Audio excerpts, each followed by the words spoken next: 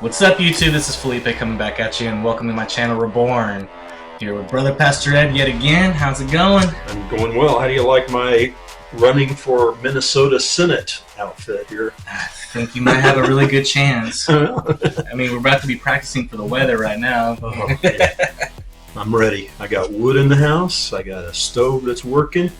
Right now, I'm almost positive it's about 90 degrees in my living room. So it's nice. It's nice. Really don't understand how you can enjoy that hot. Yeah. It saturates the rest of the house, and you just walk. And if you get a little chilled, you just walk over towards the living room and you warm back up. And it wouldn't be more of a warm; it'd be more of like a barbecue. But the dogs pant a lot. Now I wonder why. The water's going. They're drinking water like you wouldn't believe. I'm surprised not humid with all the mist coming off of the water bowls and everything. What is it? Yep. Water boils at 212 degrees Fahrenheit. Mm-hmm. So, I mean. Yep. Laura puts a pan on the stove on top of it so that we can get some moisture in here because it dries everything out. She puts that on there, and you hear this, and it's on the flue on the pipe, it's about 280 degrees. So on the stove, it's hotter. That thing is just, and she'll go, oh, ran out of water. So she's putting water on the stove 3 or 4 times a day. So, but I think we're ready for this next few days when we get down to 7 degrees. Yeah, Snowmageddon 3.0. But I want to welcome you back. Everything's been going off great. One of the awesome things is that our very first episode had over 100 views already. I mean, that right there is a God-sized moment for us because that means we had over 100 people watch and start gaining God's word and, understanding the development, the fundamentals and stuff. And I'm glad that we get to be a part of that, where we're now starting to help them out with their walk with God. Hopefully it helps. Hopefully it helps. And that's what we're maybe some of the pressure is off and just, build a relationship. I love how you just pulled the pressure card and everything, because that actually pulls up to the question that won this time for this episode. Okay. And that's dealing with pressure of today's society that impacts our faith. Mm-hmm. And it's a very open-ended question, in my opinion, because that could relate towards an infinite amount of things. Sure. I mean, we could be dealing with pressure of work and how much impacts faith, the pressure of my family, pressure of society as a whole. I mean, we're looking at tons of ways that we hope that we can answer this because it is an open-ended question. It's a tough one to answer by virtue of when you go back to the scriptures and look at things that you see there. And I hope this doesn't sound harsh, but you look at what they dealt with and look at what we deal with today. It's not the same thing. No. I mean, these guys were being hunted down and killed for doing nothing other than loving their brother. Right. And there were those that if they would just deny Christ, they could live. And they didn't, and they died. Look at the disciples, with the exception of John and of course Judas, but even Matthias coming in, all of them died a martyr's death. Mm-hmm.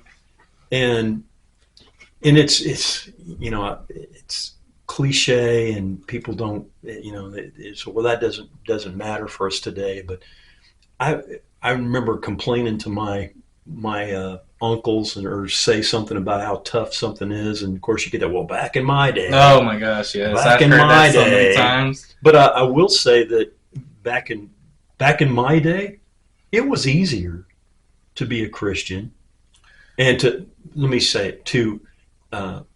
give expression of what Christianity is, right? So that maybe they could see Christ than it is today, because it does. While they're trying to provide equity and being fair to everybody, the ones that are starting to get tapped on for inequity is the believer. You're right, and I think that's where a lot of people maybe have like a general fear or a serious moment where they're struggling, is the fact that we have a society where you have the woke culture, the cancel culture.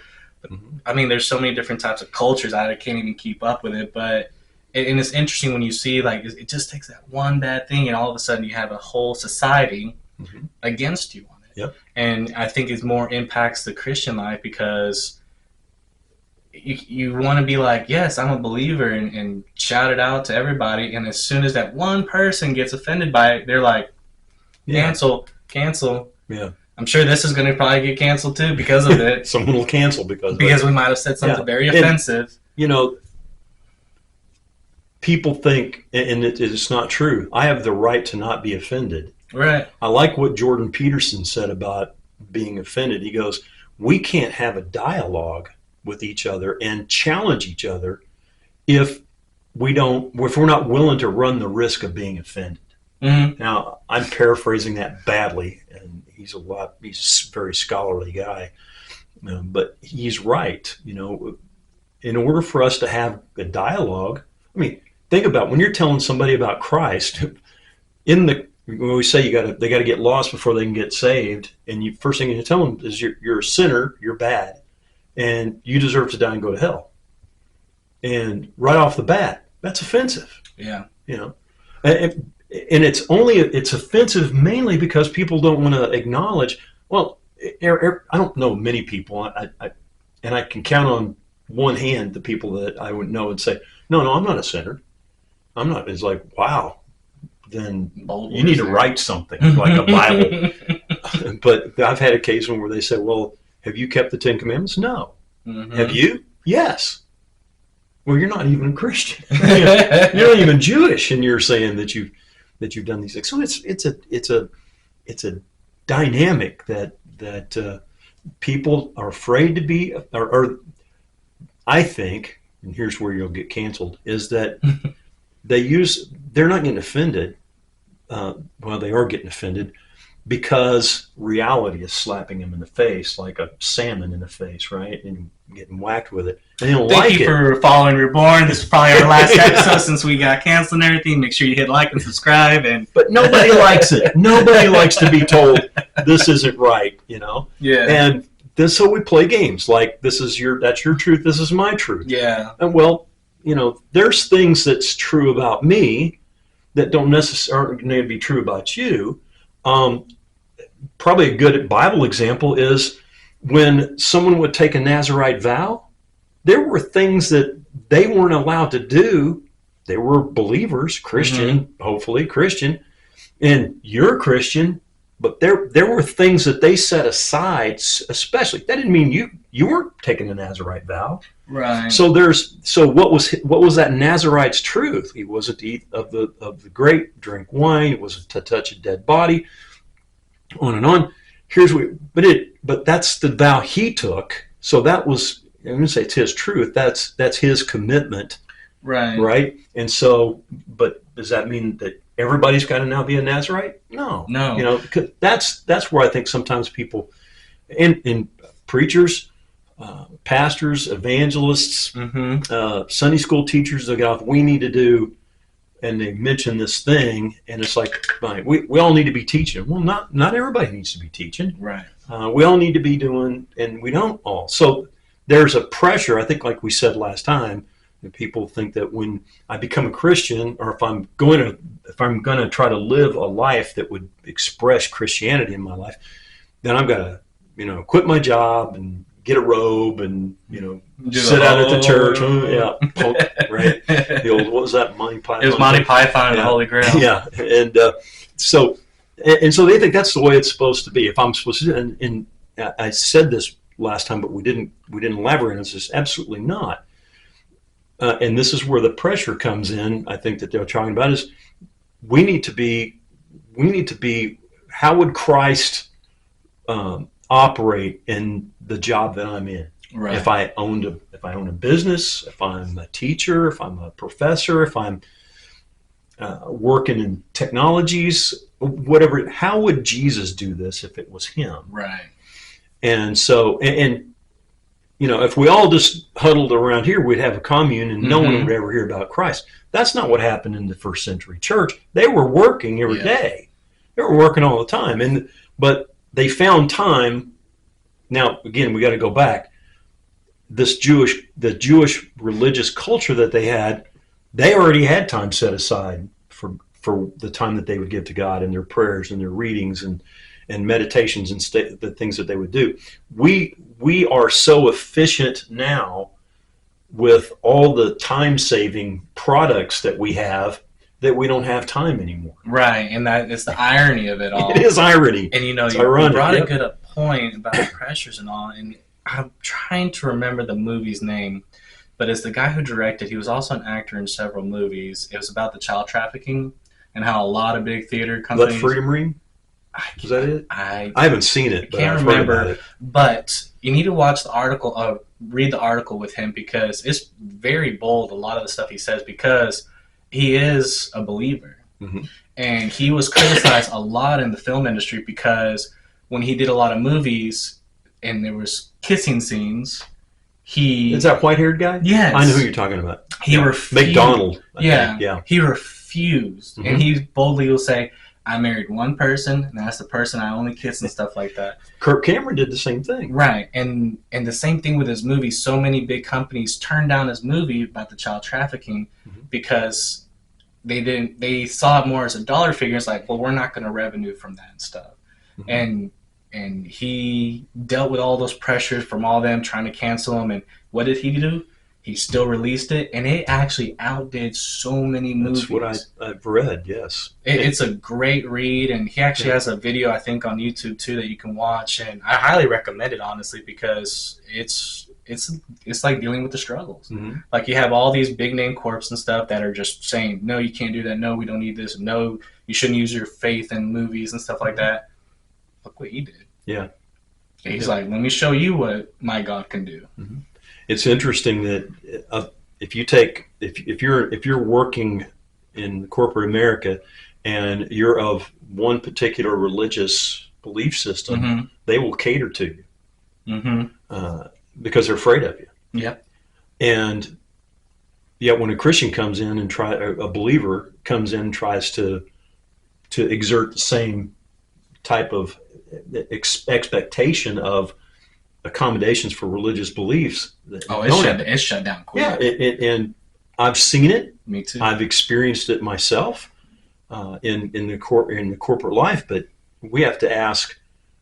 One of the questions you have to ask from a corporate standpoint is, I want to get ahead. How do I want to do it? Mm-hmm. Right. I'm thinking about Joseph, for example. Joseph, he didn't ask to go to Egypt. He was taken as a slave to Egypt, but while he was there, he was nobody else around him. It was just him and God, and you don't really ever hear him having a lot of dialogue with God. But it said that God respected what he was doing.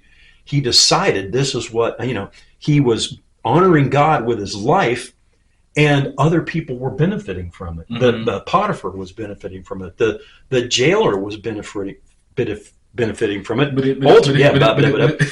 That's all, folks. And ultimately, the Pharaoh was also experiencing these things because of him. And I think that's the big tell in the corporate environment is that as a believer in Christ, you take a stand for these things. And you're just going to ask for Sunday off. You're going to ask for this or that. But there's a quality of work that you should be producing that makes you impossible to let go of. Mm-hmm. This was Joseph, and that's us. Now, does it come without any persecution? No, but Jesus told us we would have persecution. I mean, again, speaking from firsthand experience, are you willing to miss a promotion to do what God wants you to do? Right. And, okay. Now, we've got to keep in mind. See, that's where the two-way road comes in. That's where it really tests the believer. We're always in decision-making. Right. What am I going to do? Right. And, am I going to do A or B? Am I going to go here or there? Because someone said a long time ago, he says, you make your decisions, then your decisions make you. What's hard is to tell, and let me back up before I mention this, is that when you tell somebody that you're a believer, they're going to challenge it. Oh, they're going to want to see, 100%. Because even a lost person has in their mind a perception, some bad, some right on the money of how a believer should live or what he should expect. I don't expect you to be cussing. Maybe I don't expect you to be drinking or It smoking. turns into like a game, for those other people who are the challenges. Sometimes it's a game. Sometimes it's like, all the Pharisees were trying to find a way to trick Jesus, right? Mm-hmm. But there was a Pharisee that was listening. His name was Joseph of Arimathea.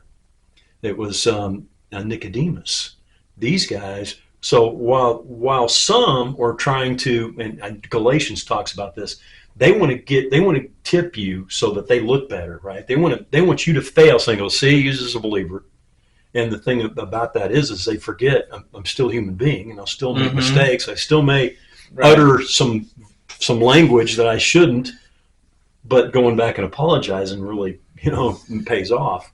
But when it comes to that, and that's where I always wonder is, as soon as they catch you, like say in that fault issue that they struck you down like a viper, then immediately their views just turn as like, I got them. They claim they all this. Hey, you're just like me. So why try to be bold about what you're believing? That's why it is so important for us to be. Mm-hmm. But at the same time, I mean, I've done it in the past where I've gotten upset and let go with some words back in my corporate life, and I went back. I called those people back that I had talked to, and some of them were peers. I walked in and said, "I want to apologize. I should not have said that. Should not have talked that way."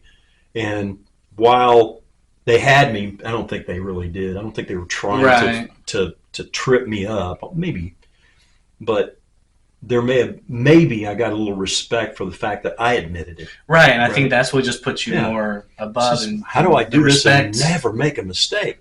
Well, you're never going to do that. But it's also, there's power. Now, if you have to go in every day and do it, then there's something you got to... Something's not right. You got to evaluate there. You go in and go, you know what, I shouldn't, and I've said this. I've said, I needed to tell you that. I didn't, and you needed to hear it, but I didn't need to say it that way. Right. Things like that. And so you're going, oh, so you didn't mean for me to do this. No, you need to do that. You still messed up. You still messed up. I should, exactly. And I've had bosses, I've had folks managers that I've worked for that were very good at it. Mm-hmm. I had one, I love this guy, and you've heard me talk about it. I'd go in, would have a problem with the computer systems overnight, and he would call me into his office. And he'd sit down and he goes, "Now here's what I'm going to do."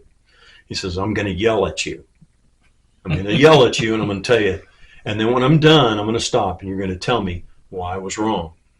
I'm like, okay. Seems like a scene out of a movie. and he would vent on me, and the door was closed. No one else was in there. He'd vent on me. And he would take his pen and he would set it down in front of him, and then he'd put across his hands. He goes, "Okay, your turn." And I would basically go, "Yeah, that wasn't right. That's not what happened." And I'd get done, and he'd go, "I'm sorry. So what do we need to do?" And there were times when I would go in, and you know what's funny? The times that I went in there that it was my fault, he didn't do that. Right. And I think, you just want to vent on somebody, but I respected him, and mm-hmm. I think he respected me. I remember him one time coming in after he had left the organization, left the company. He came back and says, "Get out of here as quick as you can." Let me write that down. but there was a mutual respect that we've had as a result of that. And that's is it hard? Yeah, it's hard. Absolutely. It's so much easier to go out and just go out on the happy hour with the rest of them and get along. And, they're going to do a golf tournament on Saturday mornings. And, well, that's fine, but I'm going on visitation on Saturday morning, so I'm not going. And you don't want me to play golf with you anyway. They don't mow where I play, so I don't go. But, I had a boss that set me down, and I was asking about, well, is this it? Did I get a promotion? He goes, "No." And I said, "Why?" He said, you don't go out and play golf with us, and you don't go out to happy hour. Well, how do you put that on a performance review? Right. But I appreciated the fact that he was honest with me, and of course I left. And I go, "This is God. This is you.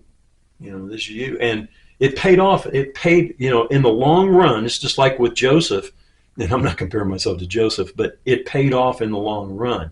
And are you playing the long game and answering the question? Are you playing the long game, or are you just trying to make yourself comfortable now?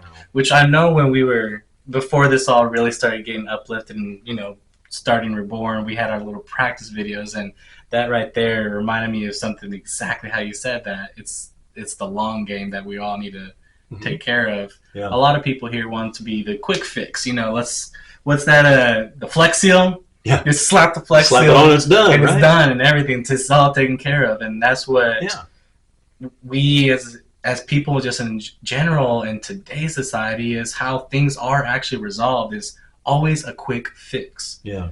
Something's taking too long, there's a quick fix for this, that now you shorten the time. Yeah. Line's too long, now you can buy a quick flash pass to get up in the line quicker and stuff like that. Everything has a fix for it. But what truly does not is the endurance and longevity of what we have to face. Yeah. And I think that's where they struggle, is because it's no longer used to it. Yeah, I think it's funny when there's areas that are gray, like I was mentioning, Nazarite vows and things like that, where it's a gray area, people want black and white, and where it's black and white, they want gray. It's like, so flip flop. What should I do? Well, you do these. This is what God's telling you. Well, I want to feel it. You can act your way into feeling long before you can feel your way into acting. And you think this is hard and everything.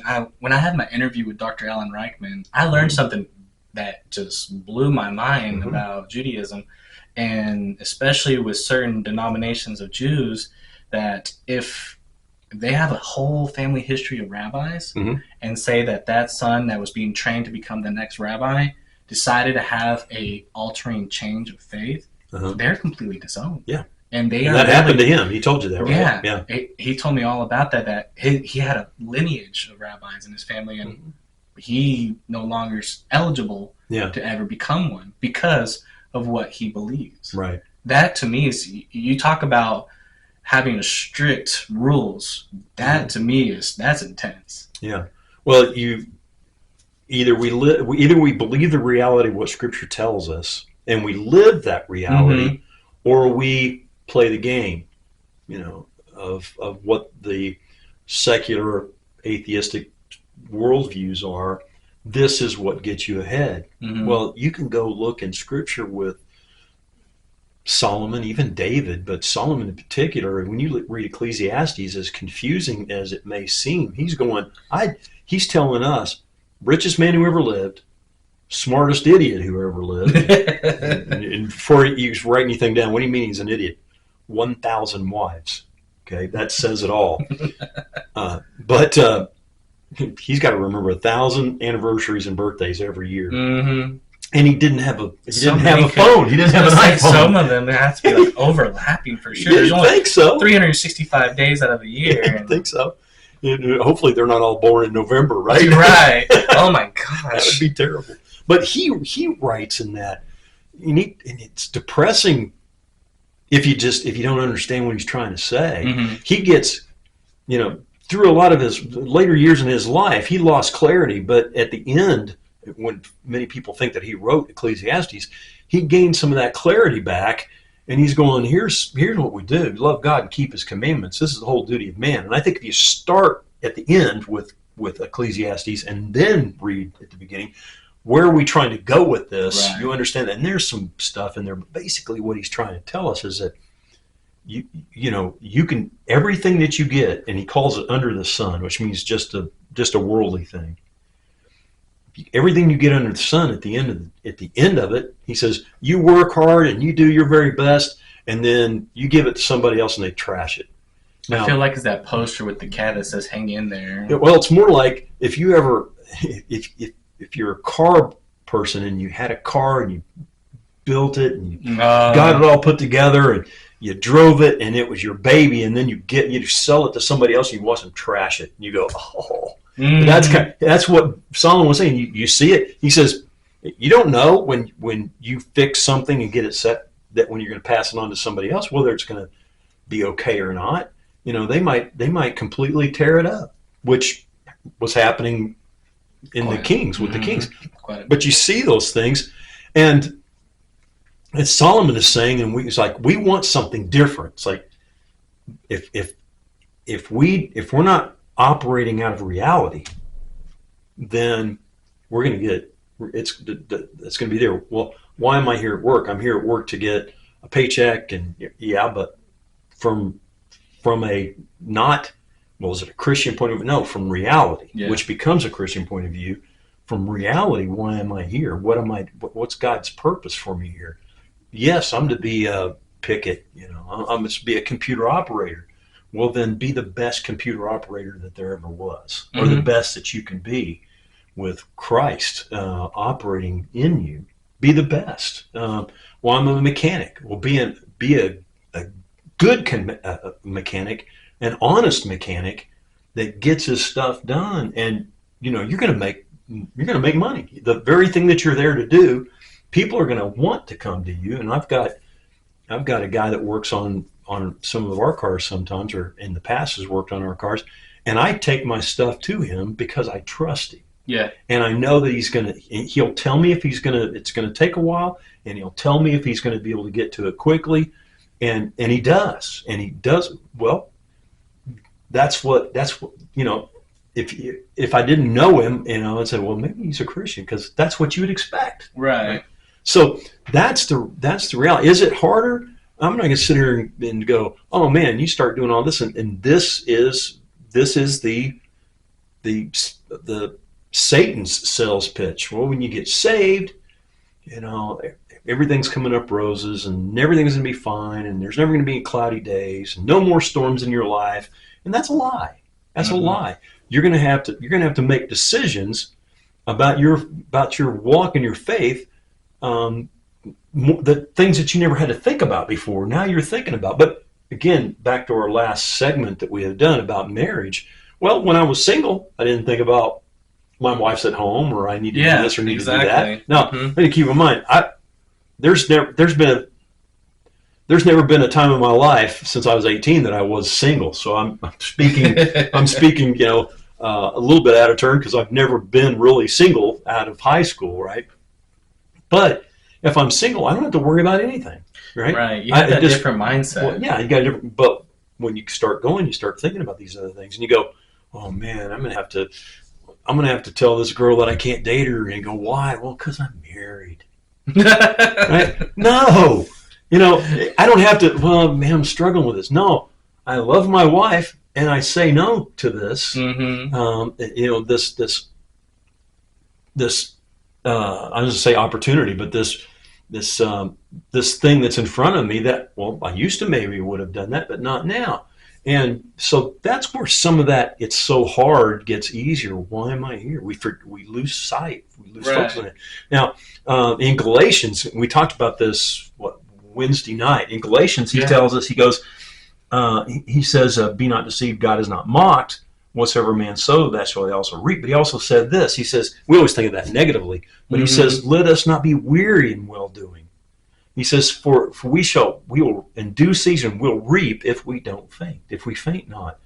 Why are you doing this? Don't stop doing what you know you're supposed to do. Why? Because is it hard? Yes. Maybe in some cases, especially when you're coming from a position where you didn't used to be saved and now you are saved. That's tough. But we're talking corporately, but the same thing is true in family. And I'm glad you mentioned the family part, because it's very important, because I have someone in my family who has that issue where if something goes wrong, the immediate reaction is always, why, God? Like, seriously, why is this always happening to me? Why? And to me personally, that goes really good with this topic is it's the pressures, is God really trying to talk to you, and he's giving you these signs, and it might not be the signs that you want, but there's a reason for it. And I always think of Job. I think Job's a great chapter for everybody to read when it comes to the pressures of life, because he got the short end of the stick there. I mean, through that entire 42 chapters, Job never knows why it happened. Right. But God does in chapter 38, 39, 40, and 41, 38, 39, 40, 41, in those 4 chapters, God starts to ask Job questions. And I think if you, God tells Job, okay, let's stand up. Let's have a conversation. Now, remember, Job's still got his sores. He's still hurting and he's in pain.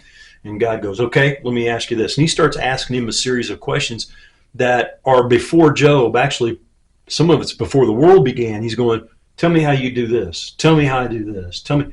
And and he keeps going on. And he talks about Leviathan, the dinosaurs that we read about in Scripture. The behemoths. The behemoth. And he talks about these. He says, explain to me these things. You explain to me. If you know, what you explain that to me, and then I'll explain things to you. God never really said that part. It said the point is I do. God says, I do what's right. Right. And I'm going to do the thing in your life that's going to be right for me and for you. At the end of that, you see that Job's friends, the 3 friends, they're saying, you go make a sacrifice and have Job pray for you because what you said was wrong. So that's why you got to be careful. God allowed us to see the truth of what they said, but he didn't say what they said was true. Right. Right. But then at the end, you see that Job doubled everything he had. Yes. Right.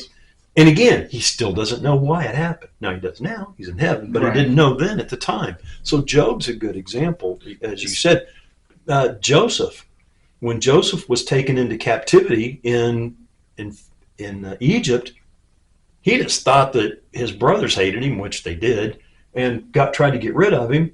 But he kept doing what God wanted him to do in every situation. And when you get to the end of it, Joseph makes the statement. Mm-hmm. He says, and he never says what his brothers did was right. He says, you meant it for evil, but God meant it to save our whole family. Right.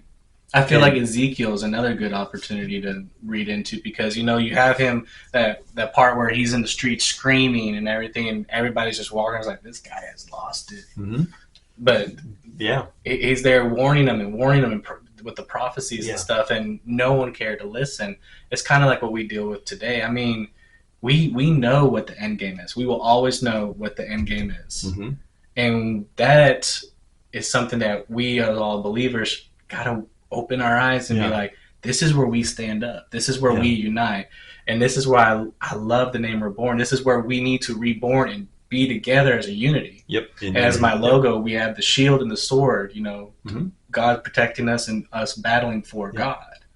There's just so much, how can I put this? There's so much, in my opinion, at risk. Mm-hmm.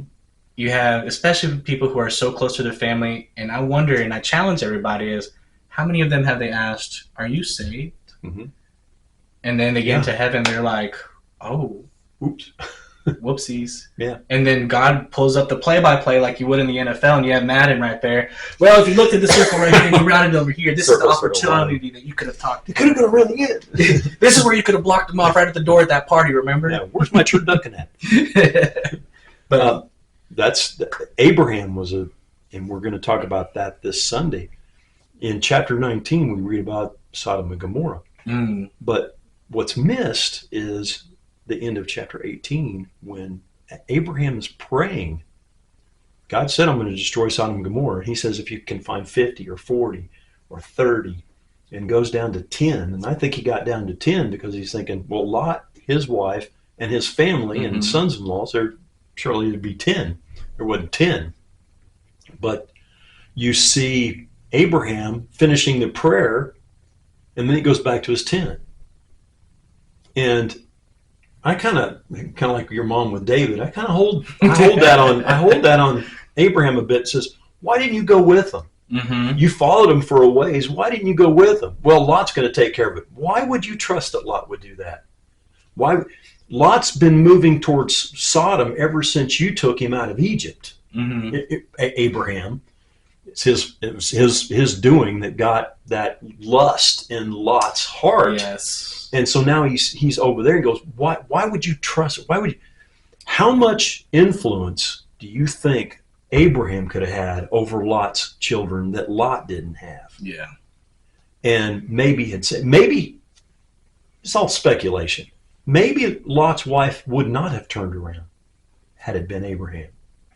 Maybe those daughters and sons-in-laws that stayed behind and were destroyed, maybe they would have come out if Abraham had come. It's speculative. There's a lot of speculation. But at least you'd have had somebody with different level of integrity than Lot had. Mm-hmm. Now, this goes back to this rolling out. Forget Abraham now. Look at Lot. When you look at Lot's life and you go, well, it's so hard, I'm just going to compromise and go along and get along. That's exactly what Lot did. And it worked fine. Lot ended up at the gate of the city, which meant he was part of the council of the city, which I'm not sure that would be a good place. I'd want to be a councilman, right? But he is a councilman there. And dealing with the issues in that town, in Sodom. And yet he stayed quiet with all that. And when it came time to start talking about the spiritual things, the realities of life, family didn't have anything to do with it. Mm-hmm. And that's where we have to go back and weigh. Is it hard? Yes. Is it worth it? Absolutely. Right. Is it the statement for people to see Christ. How come people don't see Christ, and we don't see Christians anymore?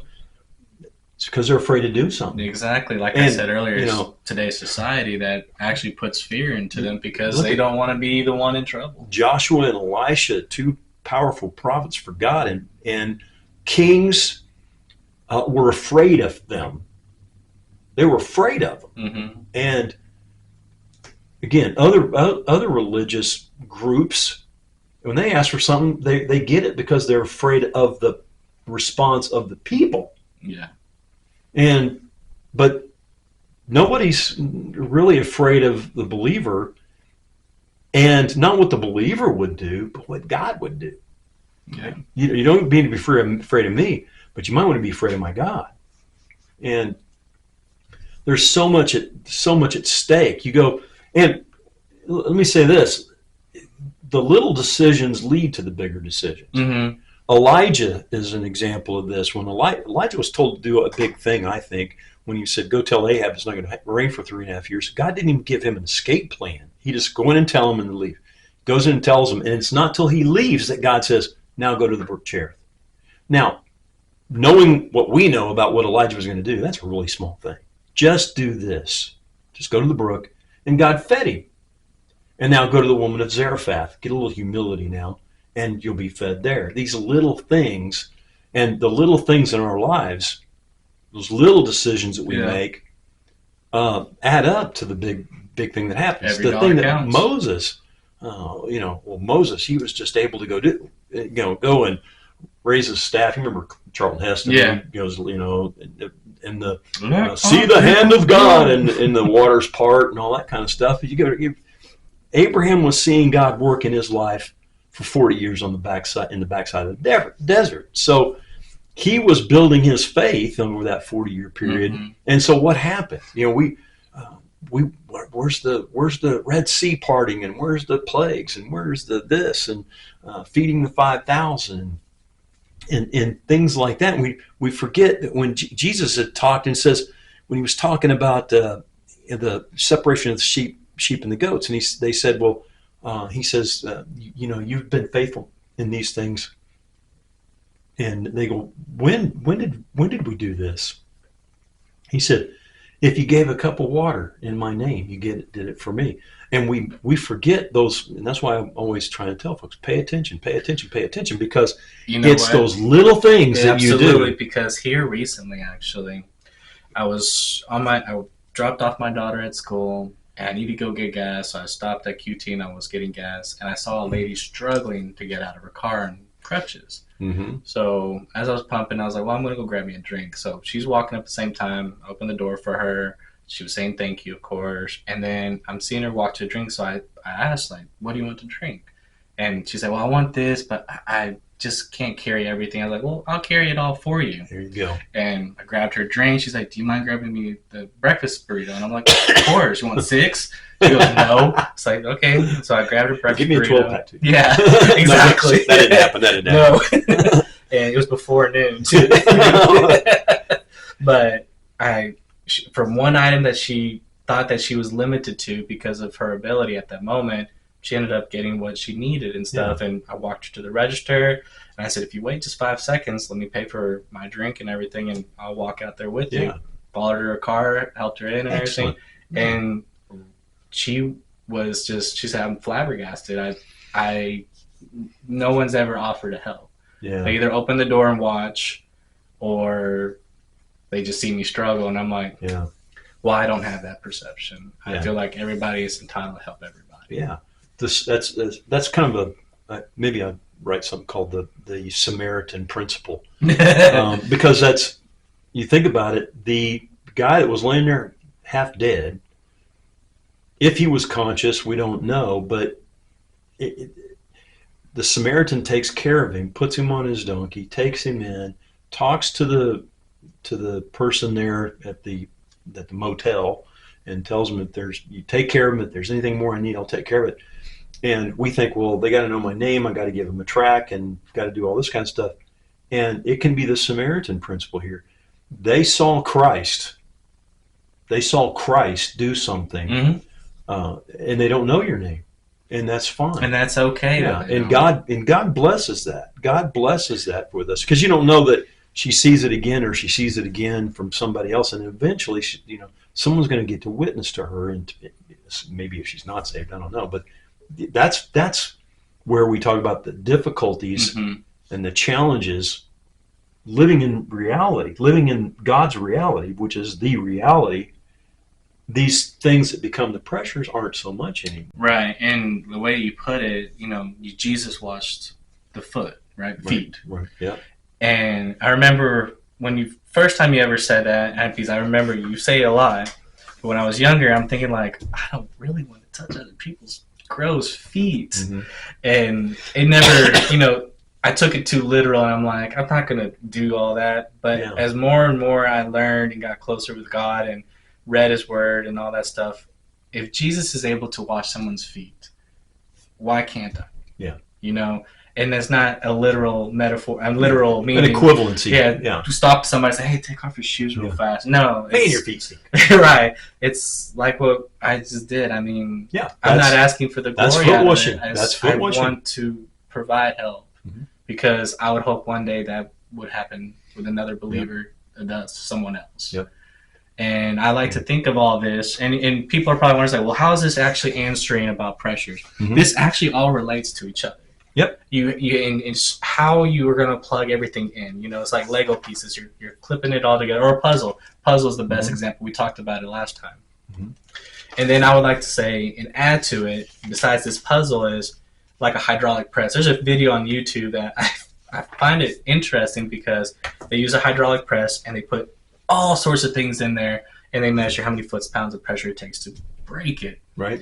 And for us as believer, I feel like each one of us is pressed under there. And every one of us is going to have a different reading on how much we allow it. If we're someone who crumples under pressure easily, obviously, that's where you need to start working at. Yeah. Versus someone who it takes so much pressure, and still not even question, like, well, why the heck is this happening to me? That press is just struggling. And like what we talked about last time, with all that pressure exerting, what turns coal into so much pressure? A diamond. So it's something that I like to really think about that.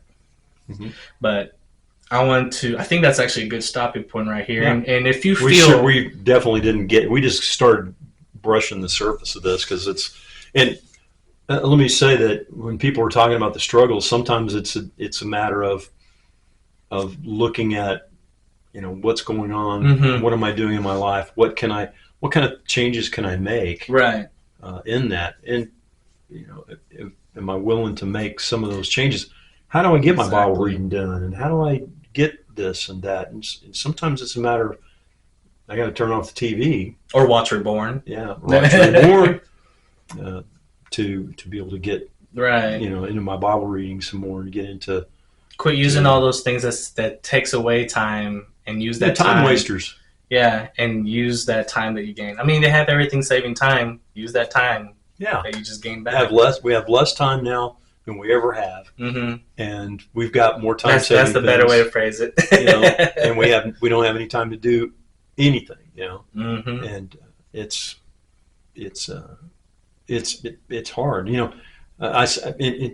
People think it's well, you get older, it gets easier. Well, the older stuff that you've done in the past, like what you were saying, they're seeing someone or watching somebody, paying attention to see someone that might need some help.